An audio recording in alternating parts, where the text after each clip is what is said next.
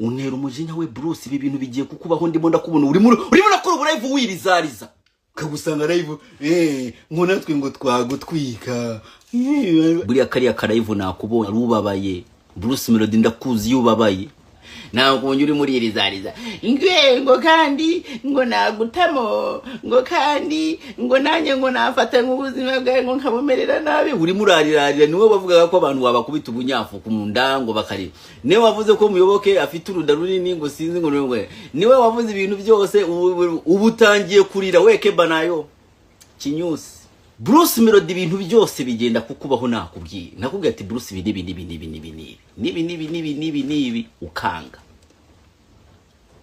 abatangiye kukugambanira iyo umuntu batangiye kumugambanira abantu umwe babiri batatu bose bakumvikana bakagambana wowe ukaguma mu kintu utanazi no ukuntu kimeze ndabizi ko ubungubu wabimenye ariko bigenda kuba wari umaze nk'icyumweru utazi ukuntu babigukoze bra barakugambanira usigara aho ngaho wasamye uri mu Rwanda urira buriya kariya live nakubonye kariya live ntabwo kwari ukuvuga ngo kariya live warubabaye ariko reka Bruce babara kubera narakubwiye I told you ukirikare nkubwira Bruce dukeneye iki cyangwa sigara live ubu mu blogger otherwise come back to the table. I'm here waiting. If you don't come back to the table, ukagaruka kuri nyiri kibuga utanga master plan. Ubundi abantu batanga master plan baba bahari. Utanga master plan. Nkakubwira ubundi ngewe icyo nkora nguha idea. Either ukagendera kuyange cyangwa ukaturuka kuyange ukora irushiyo nguhaye. Nuko bigenda. Nguha idea wanarayiza kuguha idea kandi je sinyima kubera Debeni niko bigenza Debeni muha idea yadakoze ibintu byanje akora yumva nivo ibintu ndimo ndatekereza agakora ibintu biri muri nivo z'imitekerereze yanje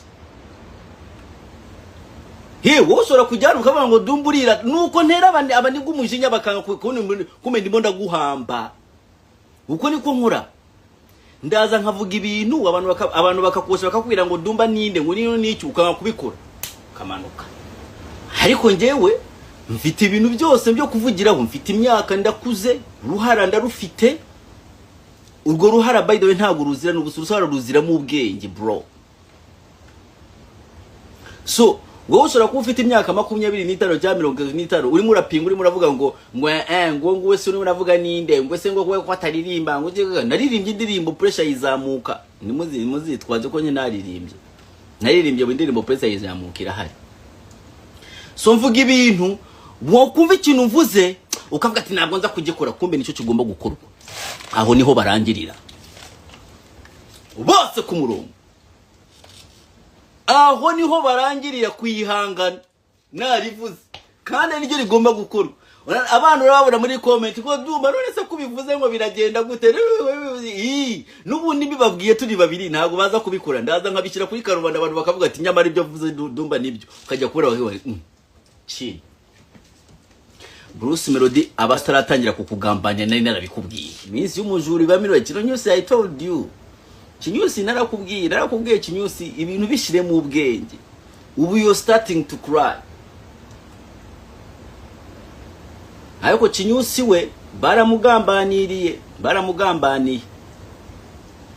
kinyusi baramugambaniye yagombaga kujya muri Amerika niwe yagombaga kujya bamukuramo bashyiramo Debeni ayo niyo makuru y'ukuri iyo mvuze amakuru y'ukuri urabibona ko urabibona ukuntu mita ndi acting you see that when I react like that you just know kubyo ndimo ndavuga ko niko kuri kinyusi niwe yagombaga kugenda muri convention muri whatever sinzi American convention niba iki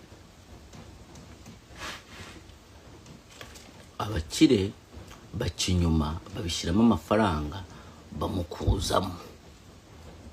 bamukuramo bashyiramo Debeni ubongeramo Kevin KADE Urban Boys twari Urban Boys yari yaranze ubu mwayitugaruriye muri murayidufungaho ikintu cyitwa Urban Boys my friend hamwe badufungaho nizo hambogizo na safi ba 2025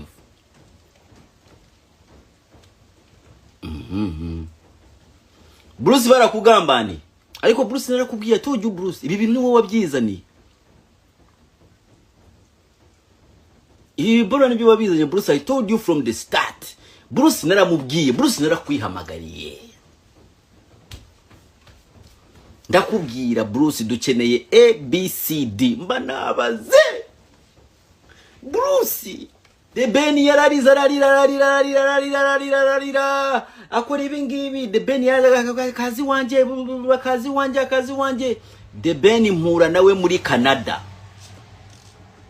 Nahuye nawe muri Canada abruptly gutya abantu barantwara banyicaza na The Ben. Ndamureba The Ben. The Ben ubwo hari ryari hashize nk'imyaka nk'ibiri nta kintu na kimwe navuganye na The Ben. Naramurebye ndamukanya ariko uza umuntu usuzugura ku isi. Njyewe ndi umwakiteri njyewe nshobora kugwa njyewe ndavuga ati ngiye kuakitinga kugira ngo numusuzugure nkakitinga nkagusuzugura ukabibona kandi ubundi Ddumba nyawe ntawe nyasuzugura. The Ben ndamubona yicara hariya nicara hano mpita namubwira The Ben urashaka ko nkubwiza ukuri. Arambwira ati yego. Ndamubwira urankeneye ariko wowe utayigabera umunyabwenge. Bazanyina yambwiye iki kita kirambwira ndabizi urabona kiradidimanga buriya kiriya kiradidimanga rero iyo nkurebesheje isura yanyu urabona isura yanyu ukuntu ibiri confident n'iki nta kuntu utadidima mutera ubwoba atayiga wanyu mutera ubwoba yarahuye na Rayoni ndabwira turankeneye kuva umunsi yemera ko ankeneye byarahindutse game yarahindutse yose kandi iby'ingenzi ntabwo tubivuganira ku mbuga. Iby'ingenzi ni mu gikari aho niho mbera mu gikari mu cyane master plan mu gikari.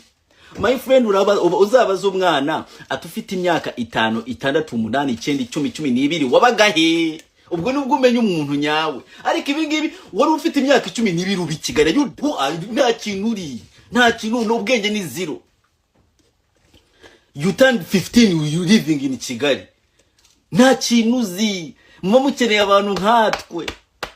My friend hakubwira ati 2 3 plus 4 hano butungukiramo hari bucya mutungukiramo hari aho ngaho iyo bigeze kuri nivo yo kukubwira tugomba gusohoka igihugu tuba turi kumwe.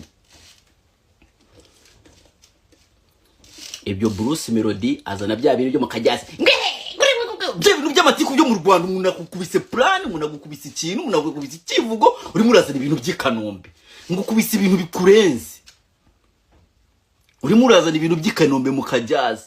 Bruce we nta nubwo nshobora guhindura n'ibiko mba nshaka kukubwira mu kigane nkumva ntacyuzi nkashaka kuvuga icyongereza nkumva ntacyuzi nshaka kuvuga ikirundi nkakoresha amagambo I have to stick in mu Kinyarwanda kandi sometimes Kinyarwanda ntabwo gihagije kugira ngo mvise umuntu because me am a linguistic. I change languages.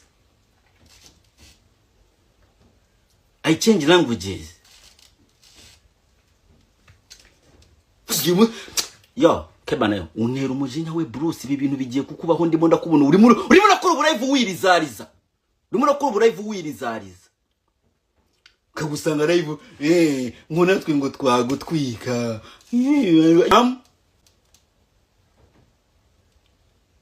urimo urarira hama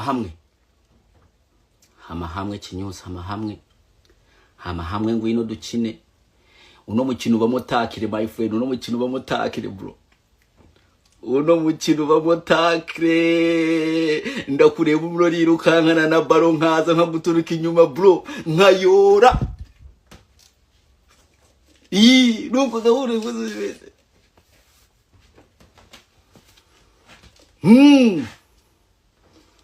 hey Melody deka kwiriza ring you crying like a baby mujyamagare kiza kindebe manze ngihe ibyacu yabona ngibi bintu ngiyo mpagaze imbere y'abantu ngo bamagaze imbere y'abantu ngo kandi mbabimenyesha who gives up. We don't care. Icyo dushaka turashaka kuze uhangane waravuza tuzaba kubita kanyafu kunda katwereke show us niba ushaka gukizwa ugende usange Medi yarakijijwe. Ibi bintu ni iby'abapagani my friend, ibi bintu ni iby'abapagani, ndi umuswingi, ndi umusambanyi mu rugo nibabizi. Ibintu ni iby'abapagani, niba ushaka gukizwa genda kwa Medi. Ibintu ni iby'abasinzi mu rugo ntibabizi. We crying kirimo kiririzariza man. Ndimo ndabona comment bavuga ati Mero dakurusha amafaranga. Ashobora kuba yandusha right now, ariko umukino my friend ni umukino ahantu hose ni babyita gute, ni marato. Ubuzima ni marato. Ubu ngubu ushobora kuba urimo urayandusha ariko urafata decision ishobora kuyagukuraho. Nubwo uko bimeze. Ubu ushobora kubundusha amafaranga arimo urafata decision. Ngiye amafaranga nari mfite 5 years ago niyo ngifite cyangwa nongeyeho gakeya. Ubu nangiye kuvuga ibintu nawe byagufasha. Urimo urandeba hano.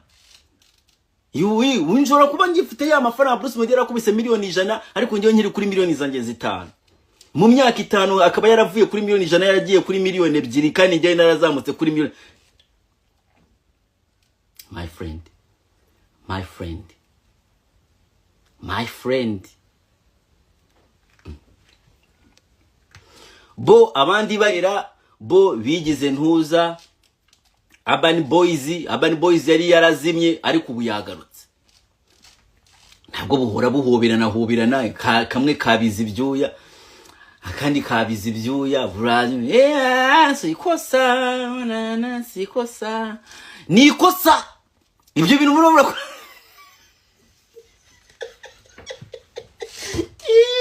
murimo murakora amakosa bra.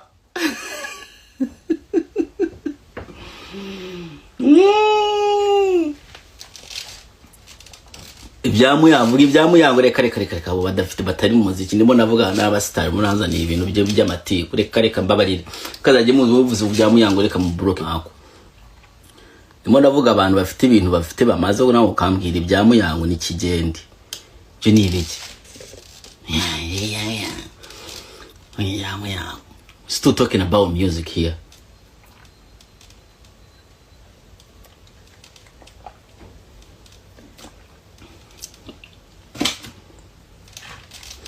Arakaraka kuna kuteremo ko hicha zinazunguka.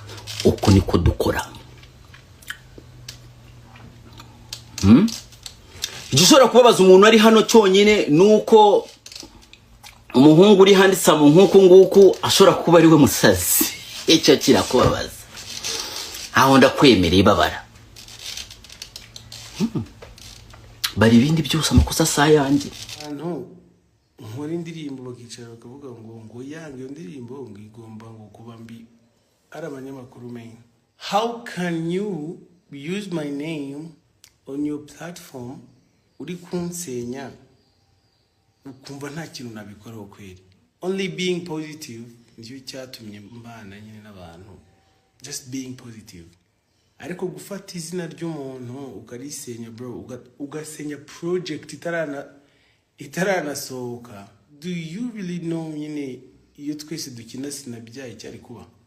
I'm sure nyine ko n'abari YouTubers n'ibikeneye iki ariko respect umuntu wese wakoze akazi nuko yagakoze, kuko nawe akonga kuri gukora ibyo ngibyo utekereza ko bikugaburira undi muntu yaza kabisenya umunota umwe, like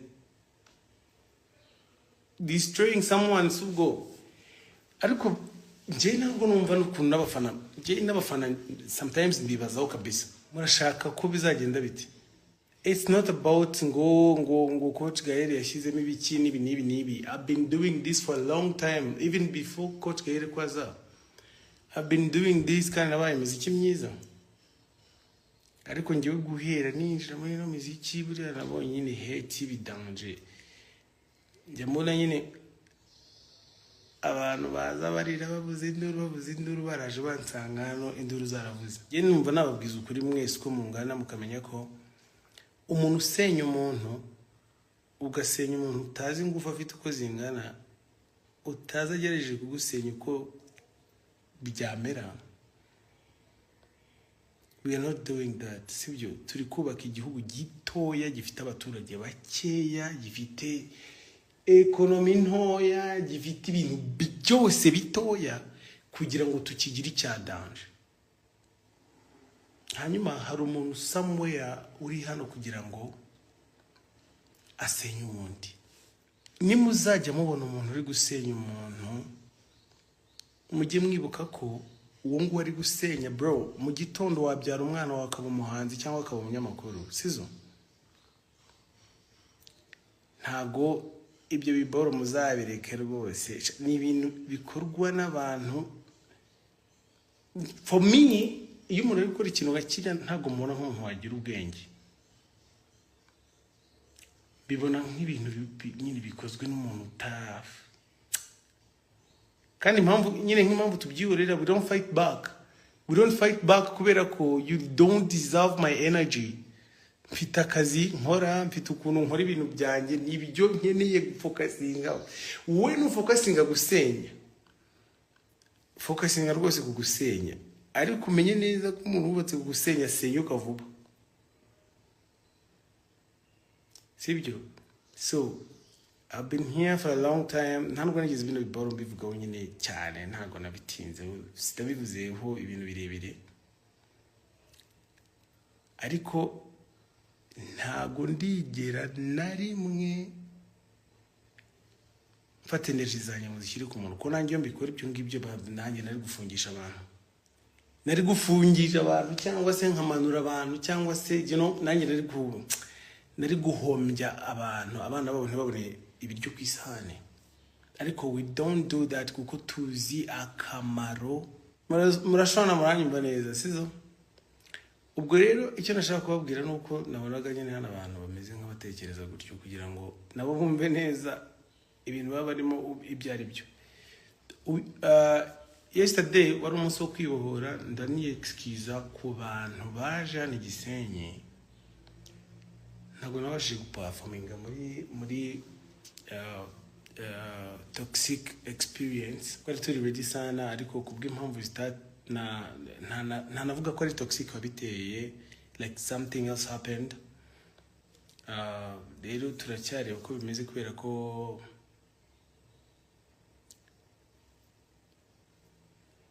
n'ubundi show irakomeza n'uyu munsi.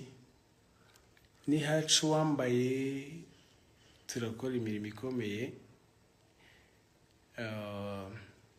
Ntangajwe n'ukuntu nari nazanywe hano no kubabwira ivugabutumwa, none uyu munsi nkaba ndi kubabwira ibintu byanyu.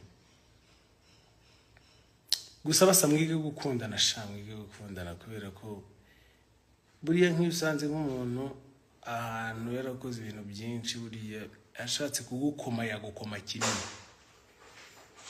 Iyo usanze umuntu yarivanze n'abantu benshi hano yazibye ABCD, ashobora kugukoma kurushaho. Ikintu navugaga haruguru, mureke twige gukundana, tuve mu bintu by'amafuti n'amanyanga n'iki, kubera ko at the end of the day turi kwisenya. Kandi niba dushaka kubaka industry bidanje,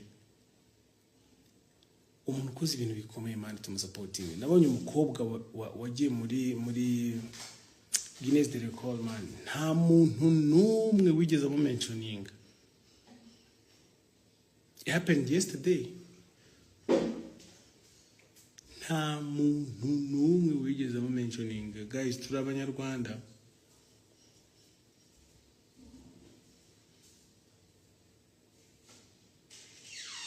Turi abanyarwanda badatinyuka gusupportinga,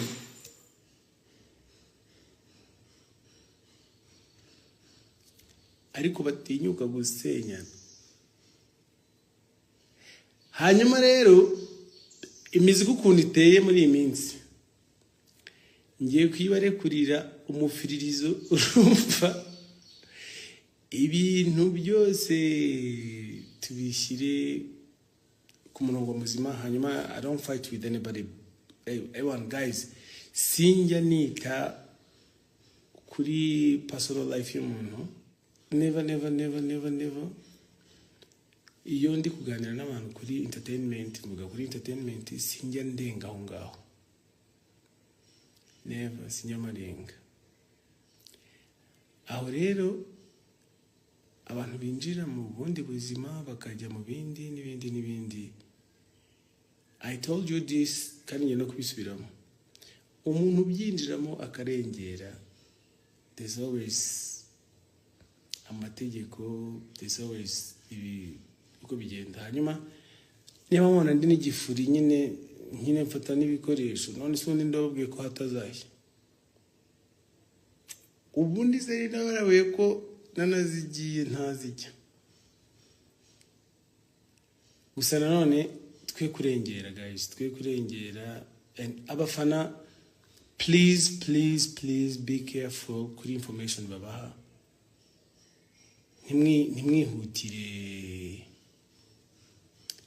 Nimwihutire kujudginga no gukora all those things. You know, I've recorded a lot of songs. Kitaindirima na Diamond na Joe Brown. Ariko mfitanye n'indirimbo na Focalistic na DJ Mafarisa. You're not ready for me. Izo ni project ebyiri numva nasohora vuba nihuse. Hanyuma the rest you will see. Support mwe ndayibuka. Iyo mpagaze imbere y'abantu mba mbahagarariye kandi sinjya mbifata nk'imikino. From day one sinjya mbikinisha. So abantu biwacu simwe nyine bwo kuturwanya, nimwe mukwiye kutwubaka, nimwe mukwiye kudufasha nyine tugatera imbere, tukabikorera igihugu, tukabikorera mwe. Maze iminsi rero narabihoreyemo gake ntakibarabura, ntakibabwira uko gahunda iteye. Ariko mba mbatekerezaho, ndacyakora nyine imiziki myinshi cyane for you guys. Ikindi buriya njyewe ntabwo ibintu nyine abantu benshi birukankamo banabamo ntabyo mbamo pe. Ntabyo mbamo. Njyewe ntabwo ngendana n'ibigezweho, singendana nabyo. Ibigezweho bigendana nanjye.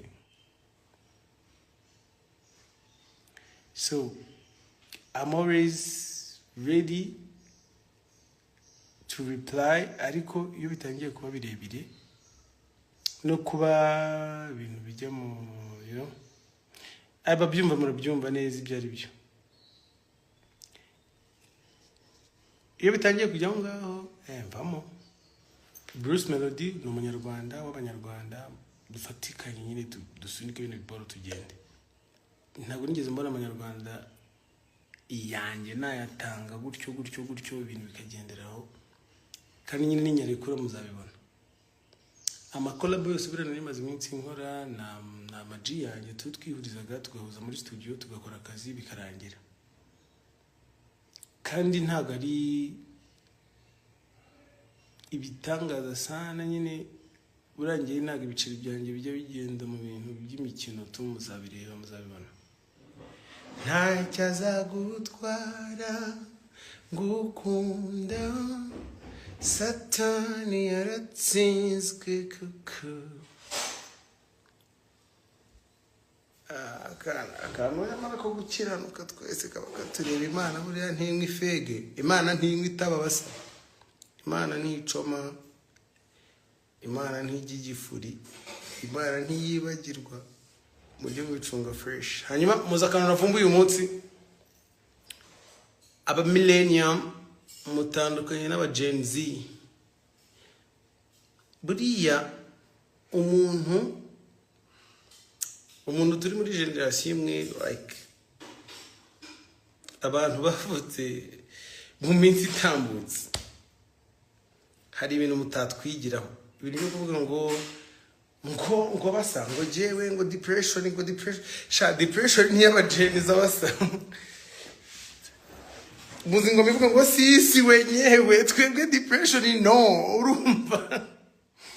Ntabwo wambwira ngo iwanyu bagwanishije kujya kuvoma, iwanyu bagwanishije kura rutariye, iwanyu gaho ni iwanyu turi kuvuga ahantu uvuka wowe, turi kuvuga ibintu wabayemo, sibyo?